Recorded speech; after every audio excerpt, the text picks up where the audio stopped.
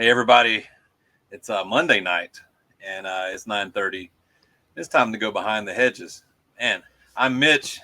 This is my erstwhile companion, Mr. Matt Dunatty.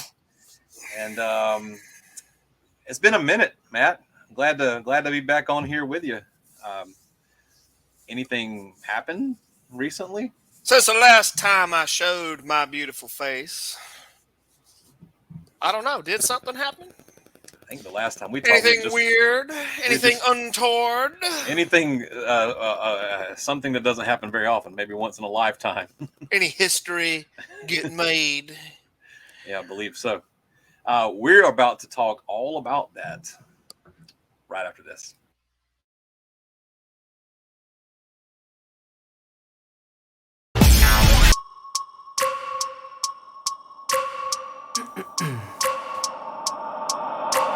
I wake up every minute with the fever dreams. I push my mind to a limit where it needs to be. Right on.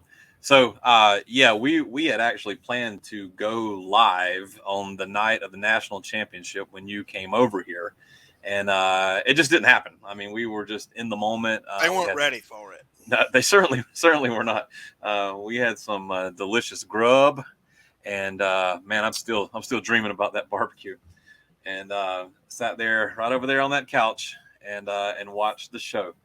And dude, there was some high points, some low points, some tears and some laughter and everything in between. Um, Why? what do you got to say for yourself, Matt? As a duly elected representative of the reigning, defending, undisputed, undefeated Well, 2021. Oh, wait, I'll get to that. 2021 NCAA Division I college football national champions, the Georgia frickin' Bulldogs. I say to the rest of you peasants, let them eat cake. Worship at the feet of your new gods. On your knees, you mealy-mouthed some of my bitches. Y'all had a real good time talking about 1980 because you know you had nothing else. We took it from you. Turned that sumbitch sideways, shined it up real nice, and shoved it up your candy asses. And now you got to take it.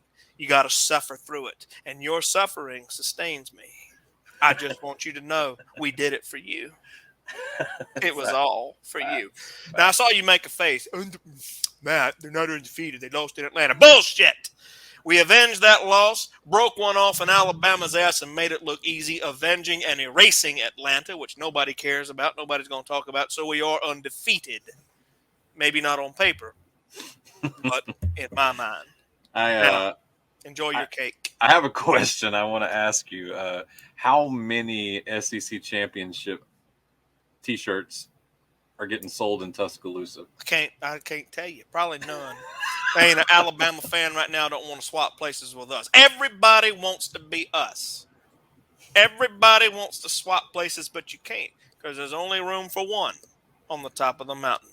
Dawgs on Y'all top. ain't got to like it, but you damn sure better learn to live with it because we are the best thing going today. Woo! And the hell with him too, because he tried to pick Michigan, and I think he picked Bama just because Kirby don't shake his hand. We don't shake our hands with frauds. You got to be the real deal. You got to still wear the gold. And that is something only a Bulldog can do for the 2021 season. So I did get a chance to sit and talk with KT and Patrick the other night. We did a show without you, and I asked those guys a question, and I'm curious to get your insight on this too. I wanted to know what their most outstanding memory of either the national championship game or just the season as a whole. Is there a memory that sort of sticks out to you across, when you look back on this season years from now? What are the parts of the season that you will remember? Say, give me like three. What are the three parts of the season? When I came home after a hard night at work, on the opening the game day opening of the season, week 1, Clemson. Clemson, yeah. I had turned my phone off. I asked you for radio silence. I just did my job, and I decided I would check the score later. Then I think I brought this up on the show the week we did that show. I sat down at this computer and just braced myself and pulled up the screen, and it said 10-3, and I was like, Dad, damn it. There's a delay. My computer's slow. God, now I got to wait. Wait a minute. It's the fourth quarter? And there's 4 minutes to go?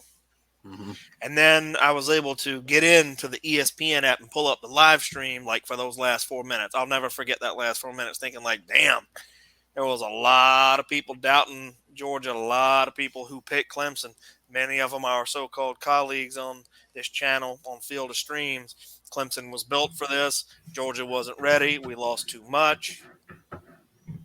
And then we put those babies to sleep.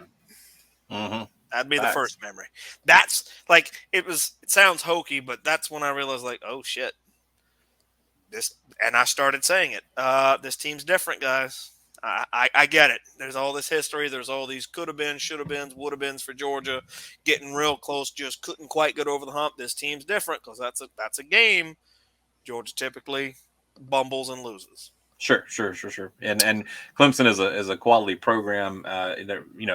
Them and Alabama over the past 5-6 years, whatever, and then sprinkle in Ohio State, yada yada yada. Yeah, so that's memory number 1. Yeah. Memory number 2. I mean, there's a lot. I mean, I guess it's going to have to be the SEC title game where we took a gut punch, and all of a sudden it was like, oh, here we go. Now here's the Georgia team everyone thought they'd see. Now we're going down familiar territory. We're going to drop this game and probably shit the bed in the first round of the playoffs. Now we've been exposed. Even the national media said Alabama broke something in Georgia, and I believed them. I did because I've been there. Like, okay, now we're back to normal. We've had a magical season, but now we're back to normal Georgia business. That would be memory number 2, how I felt after that game, the miasma. That was a legitimate doubt. And oh, well, great. I'm glad we went undefeated and won the East. Now Bama's, reasserting themselves. That would be the memory number 2. And memory number 3 would be it happened right there in the room you're sitting in. Right after that bullshit fumble call that went Alabama's way when Stetson Bennett clearly, or at least as clearly as Bryce Young had done it earlier in the game, thrown that damn ball forward. It was just a weird hit and a weird trajectory. That was a forward pass, incomplete, but they called it a fumble. Bama recovers. They score the touchdown. You went off to do something. I don't remember whether it was to get barbecue or take a shit.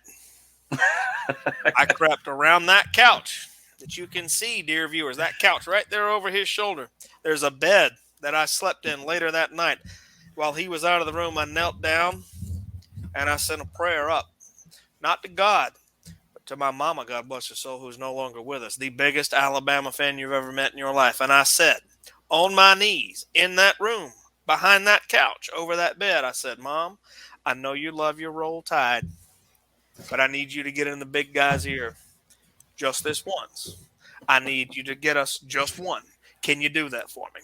4 minutes later, our Hobbit, fourth-string walk-on quarterback, who had struggled and gave no one reason to believe he could win that game, 4 minutes after I sent that prayer up to my mama, the biggest gump you've ever met, he morphs into Drew Brees and brings Georgia a national championship for the first time since 1980. So don't tell me there ain't nothing on the other side. Don't tell me prayers and thoughts don't work. Because if you do, I'm going to say you full of shit, and Georgia's got the ring to prove it.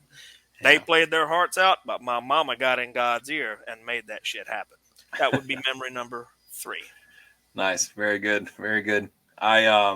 I want to just go ahead and add to that list. I mean, I got to agree with you on the Clemson. I actually made a little, you'll probably see it on some future shows. I made a little clip of just the highlights of the sacks. There were 7, we sacked them 7 times. And it's just a little clip. I don't know, maybe 30-second clip. It's just sack after sack after sack after sack after sack, and it's just, man. And, you look at the scoreboard during the game and you think, oh my God, we're clinging to this lead. But you go back and you watch that performance, and you'll realize that 7-point victory did not tell the tale. I mean, that was 7 points was insurmountable to Clemson on that night. Right. And that was that tipped me off to the fact that this team was different. And I said it every time we did a show. I was like, guys, whoever was joining us that night, this is not anyone's Georgia team that anyone can remember. This team is different. Yeah. I understand your doubt. I understand your jokes. I understand 1980. I understand what you've seen with your eyeballs and what I've seen. And no one was more uncomfortable with this than we were, because here comes the shoe. Here comes the hammer. It's coming. Just wait. But this team was different. Then that shoe came in Atlanta. That's when I doubted. Mm-hmm. And that's when they convinced me that, yeah, Michigan might have something for us because Alabama broke us. And then we come out in the first round of that playoff against the Michigan Wolverines that were fired up and playing great football. And dude, we pulled their pants down, turned them upside down, took the change out of their drawers. Exactly. And then it was like, well, shit. Yeah. What happened here? Yeah, for real. Yeah. I got to tell you, the second memory for me when I look back on it is going to be the Arkansas game. Everything that led up to the Arkansas game, the talk when we had Dargan and Rohan on here, and you know what I mean. They were, and listen, man, I'm not trying to take anything at all away from Pittman and the Hogs. Like they had a great team this year, all right, and they were good. They were top 10. They were number 7, something like that, and they rolled up into Athens. And dude, it's not even the whole game; it's just a certain segment of the game when that defense went on the field. And KJ Jefferson and all those big dudes were out there, you know, here comes the Hogs, right? And dude, that Georgia crowd, the volume, it sounded like a space shuttle taking off, you know? And even the announcers were like, a noon game. They're like, we can't, this is an unbelievable volume here. And it affected Arkansas. And, you know, Kirby said it afterwards, like, you know, thanks everybody. He told everybody that they needed to show up, and they did. And he said, you know, it absolutely affected that team all the way up until the point where I want to go all the way from that moment when they took their first offensive snap up to the point where Dan Jackson blocked the punt. That segment of football, I will remember that. All right. We just jumped on those dudes and they had no answer. They were just getting bullied. For me, the third moment of the season, I mean, I'd be lying if I said anything besides Keely Ringo picking that ball off, you know, because like I thought I was going to climb outside my body. Right. But everybody's going to pick that moment. The moment to me that I'm going to remember right at the end of the pick six, Dan Jackson shows up one more time. He stepped in front of a man. Is that what you're calling it? Yeah, that's what I'm going to call it. I'm going because that's what I'm going to remember, because Dan Jackson looked that man in his eyes and said, I'm willing to die on this football field right now. And did. Are you? And he did. And he died. Dan Jackson basically was playing the role of Boromir from Lord of the Rings. He's like, you got me. I'm dead, but I'm going to follow my brother, my king, my captain into that end zone, and we're going to win that natty. Yeah, no, you're right. That's a good one. I love it. I'll always remember it. Dude, he got obliterated. And you know what's so funny is that it sort of goes back to the beginning when we were looking at this team in preseason. You remember when we were watching the spring game, and there was that catch that Darnell Washington caught. And Dan Jackson speared him, like tried to do his Goldberg impersonation, and it was like one of those little play arrows that your mom and daddy bought you when you were 5-6 years old, going into a treant. Yes. Another Lord of the Rings reference. He just kind of like, here's Darnell, and here's Dan Jackson. It just went clink, clink. Yes, he don't care. He don't care. So Dan Jackson died 3 times on the field this year, and those are the memories that I'm going to take. Dan Jackson deaths, top 3 Dan Jackson deaths. I love it, man. Action Dan, this one's for you, brother. Action Jackson, baby. Wait, before we get out of here, is there anything else you want to say about Dawgs on Top? Any other memories that stick out to you, or any parting shots? Well, I think everybody in the college football world, we just all need to take an introspective moment of silence for poor old 1980. The joke is dead. The one bullet all of you had left in your belt is now a blank, and you just gonna have to suffer. And from dust thou came, and to dust thou shalt return. Demons be gone. Demons be gone. And on that note, we're gonna do this thing right here.